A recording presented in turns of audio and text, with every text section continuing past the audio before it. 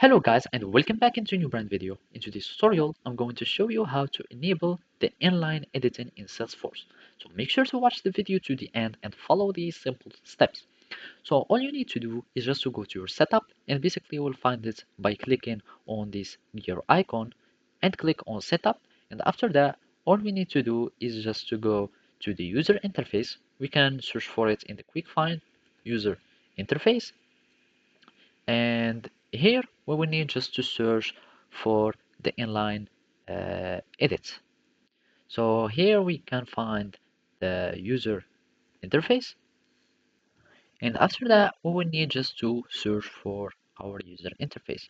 And basically there are two user interface, so we need just to sit here and go down, and you will find all these informations. So basically there is this user interface inside the user interface section. By clicking here we will need just to tick the inline editing. We can just search for it by clicking here. Let's search for the inline editing, and as you can see we can have our inline editing that will be enabled.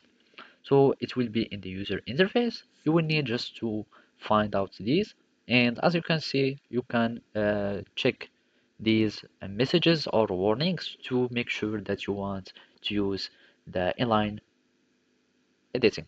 And now after that you have uh, enabled the user editing, I mean the inline editing, you will need just to save your changes, and you will have your inline editing that has been enabled successfully.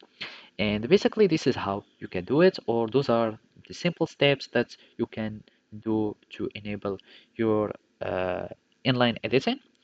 Thank you for watching and see you next time.